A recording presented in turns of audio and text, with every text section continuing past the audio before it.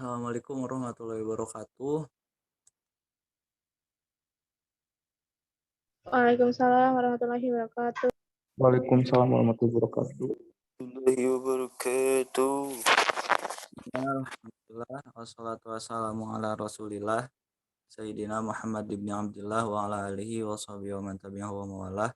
Alhamdulillah teman-teman sekalian, kita dapat berkumpul pada pagi hari ini eh, dalam rangka presentasi terakhir mungkin ya dari mata kuliah MKI dari kelompok 11 yang akan membahas tentang dana pensiun Islam atau dana pensiun syariah. Sebelumnya yang terhormat kepada Ibu dosen pengampu Ibu Novita, kemudian kepada yang terhormat juga PJ sekalian, juga teman-teman sekalian, izinkan kelompok kami, kelompok 11 yang beranggotakan saya sendiri, Gifar, kemudian ada Khalil Gibran dan Ihsan Arif. Nah, sebelumnya apakah teman-teman saya sudah ada di sini yang sekelompok? Bran, Aku hadir. ada Ihsan, ada enggak?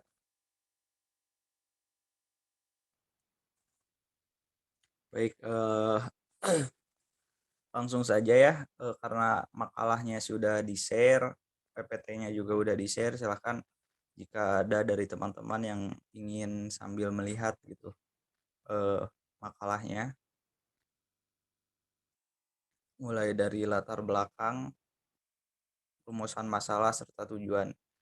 Baik, saya akan langsung masuk ke bab 2 saja ya, tentang pembahasan. Di sini yang akan saya bahas sesuai dengan rumusan masalah. Yang pertama, apa pengertian dan dana pensiun dan dana pensiun syariah. Kemudian apa dasar hukum dana pensiun syariah. Yang ketiga, apa saja tujuan dana pensiun syariah.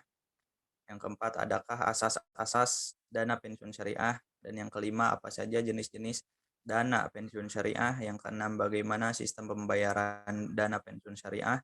Dan yang ketujuh, bagaimana pengelolaan dana pensiun syariah. Masuk ke poin pertama tentang pengertian dana pensiun dan dana pensiun syariah. Ya, sebenarnya tidak jauh berbeda antara dana pensiun dan dana pensiun syariah, hanya saja di dana pensiun syariah itu lebih menekankan dan selalu mengedepankan nilai-nilai syariah dalam pelaksanaannya.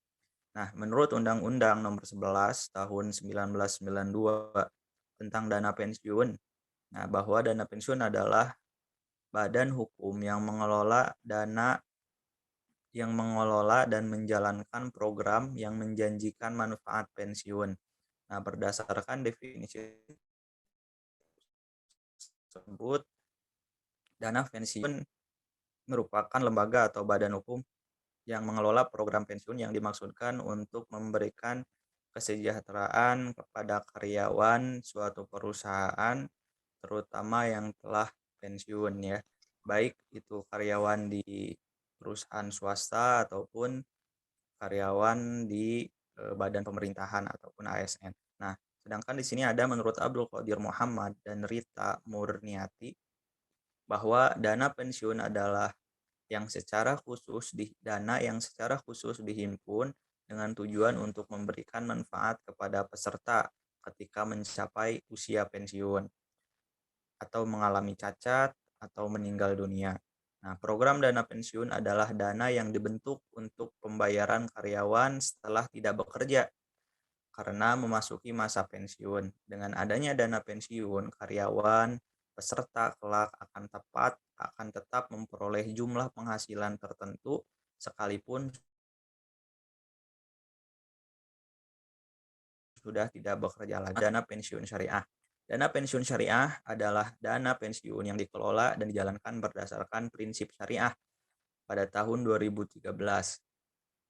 Pada tahun 2013, DSN MUI menerbitkan Fatwa Nomor 88 garis miring DSN strip MUI garis miring 11 garis miring 2013 tentang pedoman umum penyelenggaraan pensiun berdasarkan prinsip syariah. Dan Fatwa DSN MUI nomor 99/DUI Strip 12 tahun 2015 tentang anuitas syariah untuk program dana pensiun. Nah, sampai saat ini dana pensiun syariah berkembang pada dana pensiun lembaga keuangan DPLK yang dilaksanakan oleh beberapa bank dan asuransi syariah. Baik, untuk yang selanjutnya bisa kepada sahabat Gibran untuk diterangkan tentang dasar hukum dana pensiun syariah. Baik, terima kasih moderator. Assalamualaikum warahmatullahi wabarakatuh. Di sini saya akan membahas tentang dasar hukum dana pensiun syariah ya. Dasar hukum yang digunakan dalam pengelolaan dana pensiun syariah yaitu yang pertama Undang-Undang Nomor 11 Tahun 1992 tentang dana pensiun dan Peraturan Pemerintah Nomor 76 Tahun 1992 tentang dana pensiun pemberi kerja. Dan poin yang ketiga yaitu Peraturan Pemerintah Nomor 77 Tahun 1992 tentang dana pensiun lembaga keuangan. Nomor keempat yaitu Peraturan Menteri Keuangan Republik Indonesia Nomor 50 garis miring PMK titik 010 garis miring 2012 tentang perubahan keriga atas keputusan Menteri Keuangan nomor 343 garis miring KMK garis miring 017 garis miring 1998 tentang iuran dan manfaat pensiun. Poin kelima yaitu Peraturan Otoritas Jasa Keuangan nomor 3 garis miring POJK titik 05 garis miring 2015 tentang investasi dana pensiun. Nomor 6 yaitu Fatwa Dewan Syariah Nasional nomor 88 garis miring DSN MUI garis miring 10 garis miring 2013 tentang pedoman umum penyelenggaraan program pensiun berdasarkan prinsip syariah. Poin ketujuh yaitu Fatwa Dewan Syariah Nasional nomor 99 garis miring DSN MUI yaitu tentang antusias syariah untuk program pensiun. Ya, Pak. Ini teh mau lanjut apa gimana, Kang Gifar? Baik, sampai situ dulu Pak Gibran. Langsung. Terima kasih Bapak Moderator, saya kembalikan lagi kepada. Siap. Untuk yang selanjutnya, apakah ada Bapak Ihsan Arif? Hadir. Mungkin Bapak Ihsan Arif bisa diasas-asas ya. Enggak. Atau tujuan dana pensiun syariah. Bisa Bapak Ihsan atau baru masuk? Dari tadi ada, Bang. Siap. Mungkin untuk yang selanjutnya tentang tujuan dana pensiun syariah akan dipaparkan oleh Saudara Ihsan Arif. Padanya disilakan. Baik, terima kasih kepada moderator. Tujuan dan dana pensiun syariah. Pada dasarnya tujuan dana pensiun hampir sama, hanya saja dalam pelaksanaannya dana pensiun syariah sangat memperhatikan aturan-aturan syariah. Nah, tujuan dalam penyelenggaraan dana pensiun yang baik dari kepentingan perusahaan, peserta, dan lembaga pengelola pensiun adalah sebagai berikut.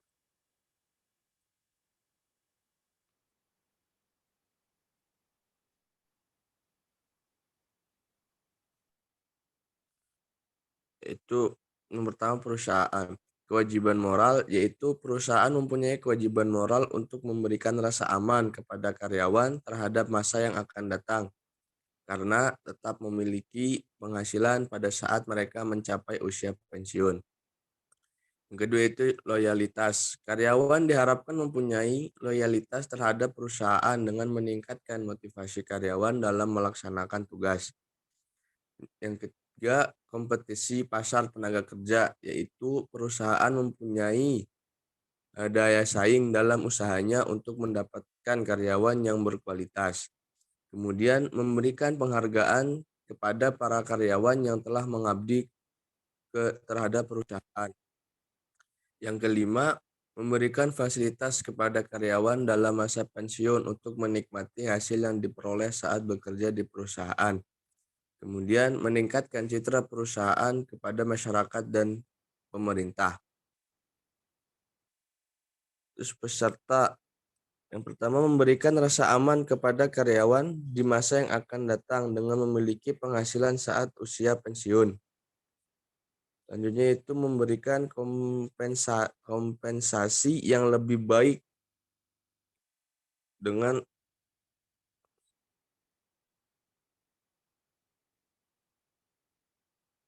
mempunyai tambahan kompensasi baru bisa dinikmati saat usia pensiun.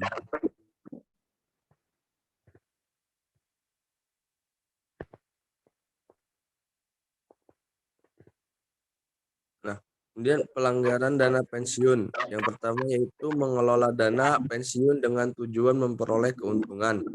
Yang kedua, membantu dan mendukung program pemerintah sebagai bukti sosial terhadap peserta.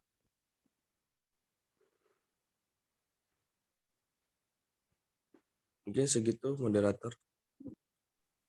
Baik, terima kasih banyak Saudara Ihsan.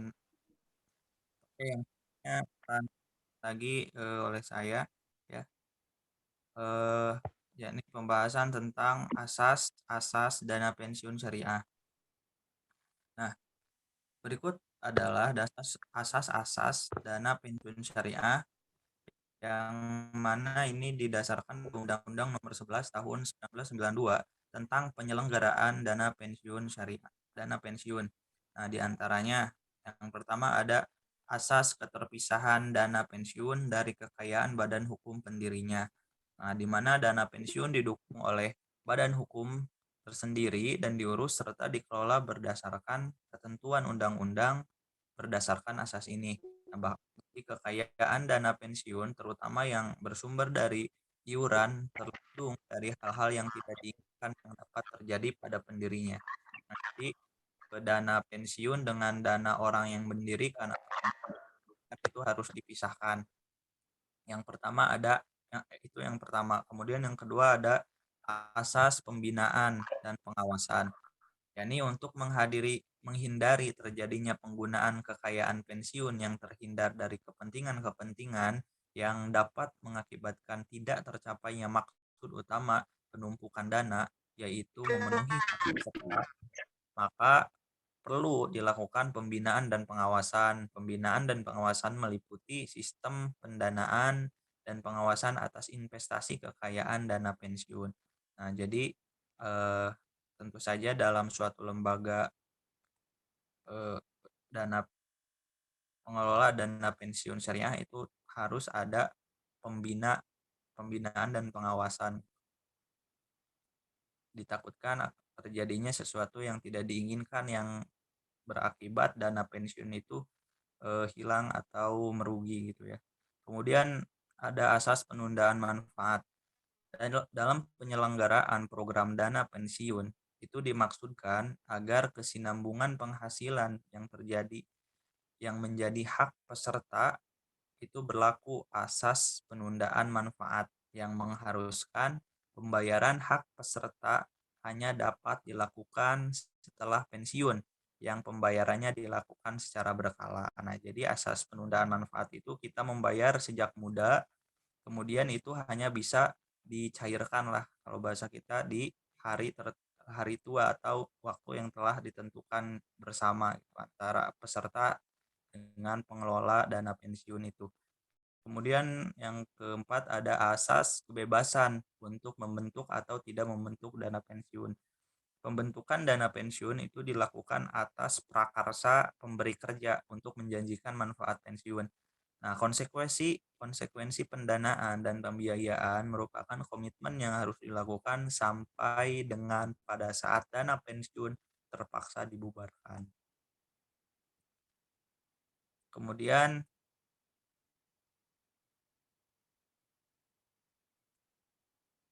ada jenis-jenis dana pensiun syariah. Ya, secara garis besar dana pensiun syariah itu jenis-jenisnya dibagi ke dalam dua. Yang pertama ada dana pensiun pemberi kerja atau DPPK, dan yang kedua ada dana pensiun lembaga keuangan DPLK. Nah,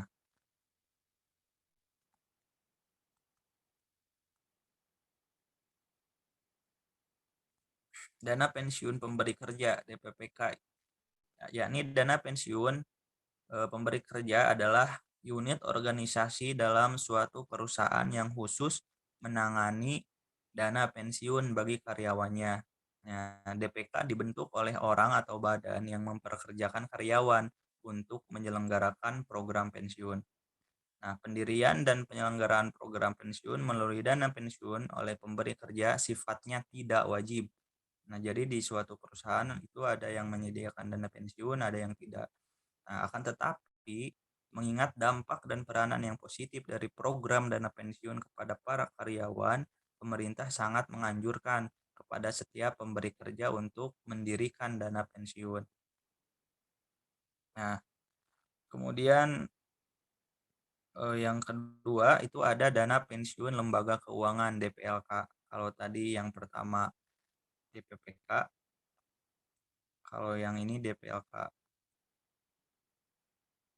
Nah, apa ini DPLK? Menurut Undang-Undang Nomor 11 Tahun 1992 Pasal 1 Butir 4 mengatakan bahwa dana pensiun lembaga keuangan adalah dana pensiun yang dibentuk oleh bank atau perusahaan asuransi jiwa untuk menyelenggarakan program pensiun iuran pasti bagi perorangan, baik karyawan maupun pekerja mandiri yang terpisah dari dana pensiun pemberi kerja bagi karyawan bank atau perusahaan asuransi yang bersangkutan. Nah, pihak yang diperkenankan untuk mendirikan dana pensiun hanyalah bank umum dan perusahaan asuransi jiwa. Kalau yang pertama DPPK itu di perusahaan, biasanya kalau yang DPLK ini berada di wilayahnya bank dan asuransi jiwa.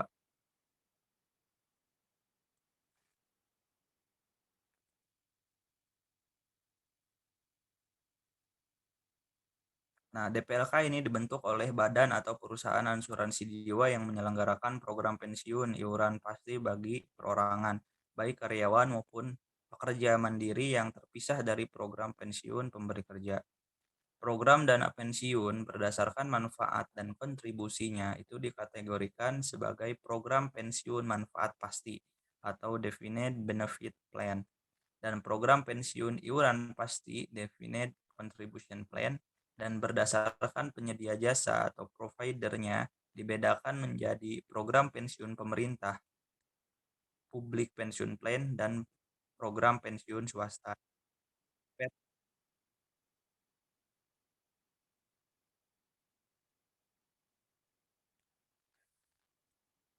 Oke, untuk yang selanjutnya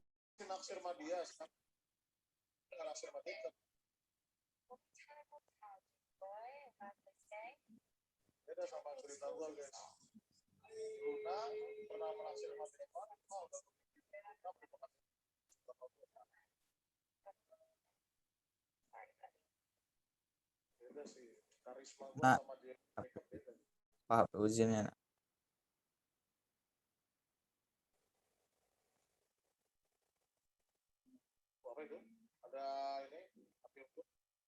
Oke, untuk kita lanjutkan aja ya.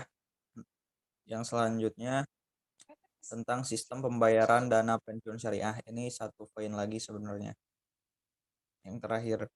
Nah, sistem pembayaran dari dana pensiun syariah sendiri, yakni kegiatan operasional dana pensiun syariah, sebenarnya tidak berbeda dengan kegiatan operasional dana pensiun konvensional, di mana secara fungsi dan dana pensiun syariah juga mengelola dan menjalankan program pensiun yang menjanjikan manfaat pensiun sebagaimana dana pensiun konvensional. Jadi untuk tujuannya baik dari dana pensiun syariah ataupun konvensional, yakni sama-sama mendapatkan manfaat atau untung pada ketika nanti kita udah pensiun atau sudah di hari tua.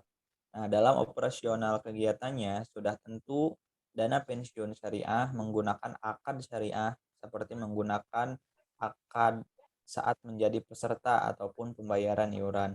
Dana pensiun syariah juga mengandung unsur maisir, horor, dan riba.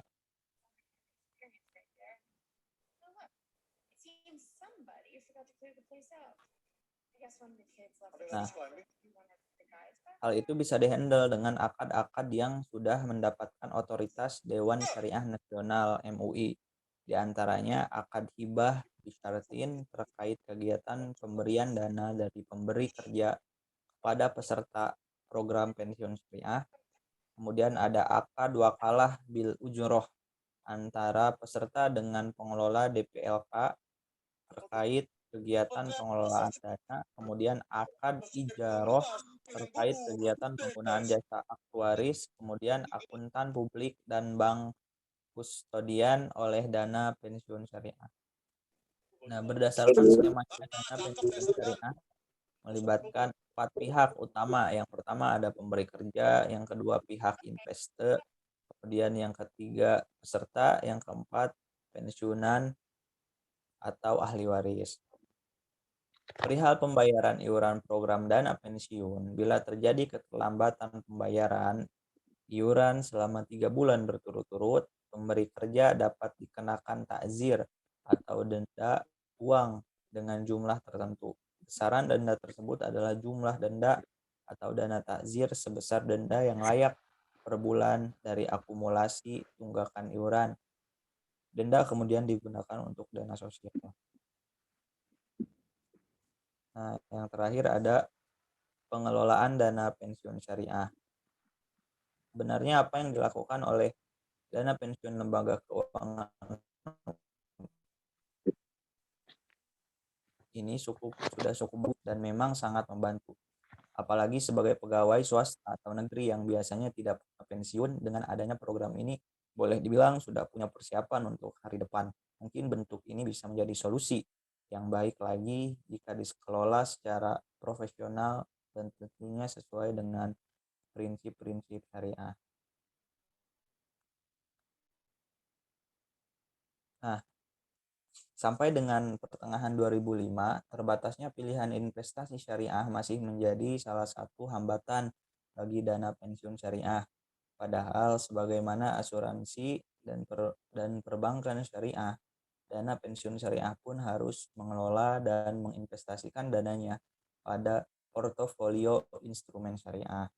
Ada beberapa jenis portofolio instrumen investasi syariah yang sudah tersedia. Seperti pertama ada deposito mudharabah. Tentu saja teman-teman sudah mengetahui tentang yang satu ini, yang mana merupakan jenis investasi syariah yang dikeluarkan oleh bank syariah dalam bentuk akad mudharabah. Dalam transaksi ini, nasabah bertindak sebagai sahibul mal atau pemilik dana dan bank bertindak sebagai mudharib atau pengelola dana. Jadi kita memberikan dana kepada bank, kemudian oleh bank dikelola dan nanti bagi hasil ya. Itu untuk deposit mudharabah. Kedua ada saham syariah, di mana saham syariah merupakan bukti kepemilikan atas suatu perusahaan yang memenuhi kriteria syariah dan tidak termasuk saham yang memiliki hak-hak istimewa.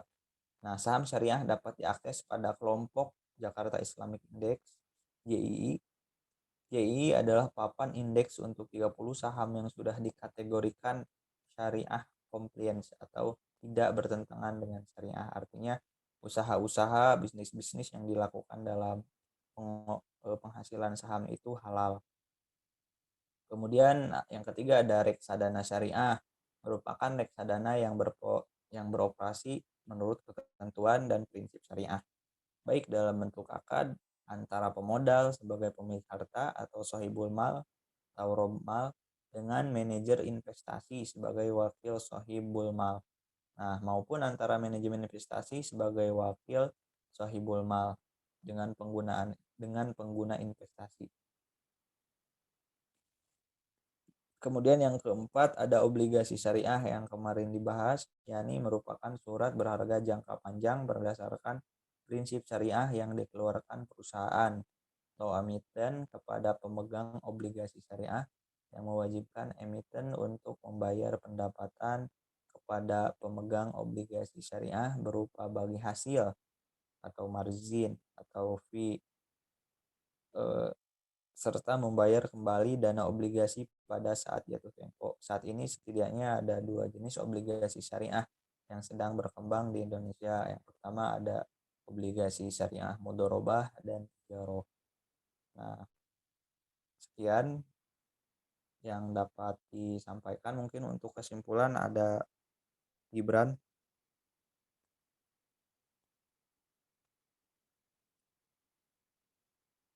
Pak Ihsan.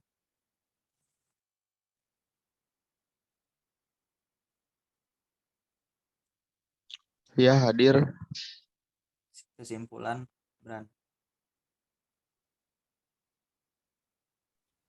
Oke, baik. Terima kasih, Bu moderator.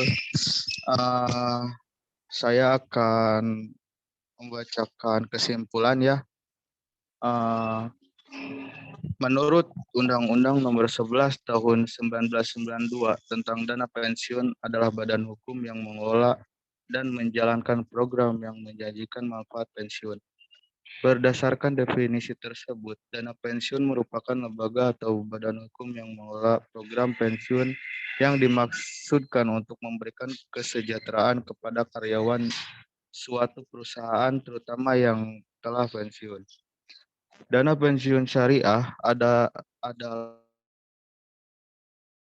dijalankan berdasarkan prinsip syariah. Pada tahun 2013, DSN MUI menerbitkan fatwa nomor 88 tentang pedoman umum penyelenggaraan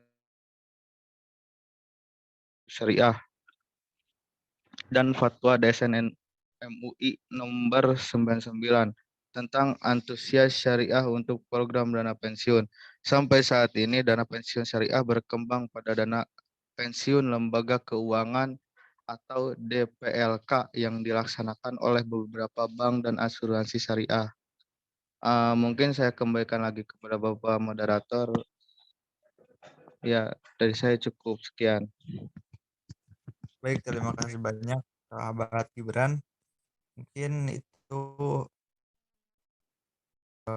materi yang dapat kami sampaikan. Barangkali dari teman-teman ada pertanyaan, hanya satu ya, diizinkan.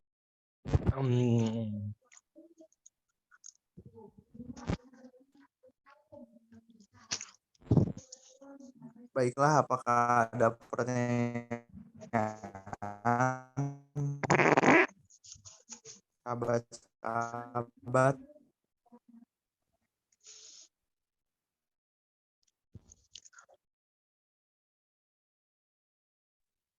Gimana Pak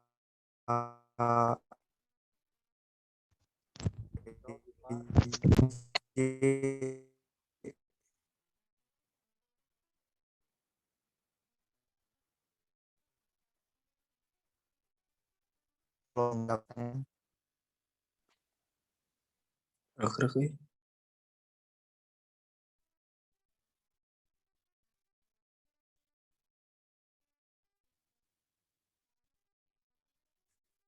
Oke, sekali apakah dapat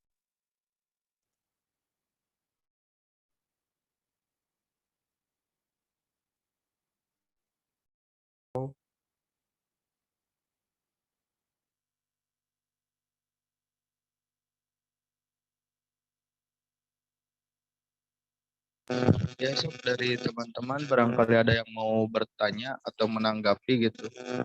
Biar